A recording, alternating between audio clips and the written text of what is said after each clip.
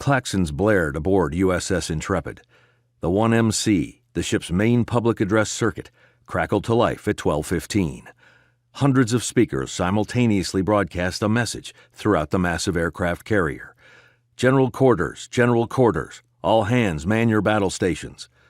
This was not a drill. Radar had picked up Japanese aircraft 19 miles outside the fleet. A Mitsubishi A6M0 fighter could close that distance in less than 5 minutes. Intrepid and its sister carriers began slewing through the water, churning up white ribbons of wake as they zigzagged evasively. Around them, the 24 ships making up the carrier group's defensive screen formed concentric circles to provide 360 degrees of anti-aircraft cover fire. Nearly 3,000 officers and enlisted men jumped into action at the sound of the General Quarters GQ alarm. Sailors ran down corridors, swung through hatches, and leaped up steep ladders to reach their assigned stations. Intrepid was almost 900 feet long, but after months of practice, they were at their posts in a flash. They were the last line of defense if enemy planes appeared overhead.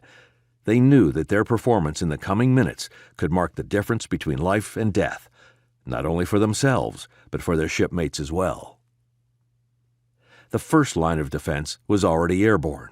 16 aviators from Intrepid's Fighting Squadron 18, VF-18, had been launched at 0930 for patrol duty. 12 Combat Air Patrol, CAP, pilots circled above the carrier group at high altitude, maintaining communication with shipboard intercept officers, hunkered over radar consoles. Timely vectors from the intercept officers placed CAP pilots between Intrepid and threats approaching from high altitude. 4 JAC patrol pilots were stationed at low altitude on the perimeter of the group, each with his own quadrant of airspace to monitor. Kamikaze suicide bombers sometimes used the ocean's surface to avoid radar. They crept sight unseen toward the fleet at wave-top altitude before pulling up into steep climbs. By the time they were detected, it was already too late. To combat this tactic, JAC pilots coordinated with screening ships and with airborne bomber crews in radar-equipped planes to sniff out hidden threats.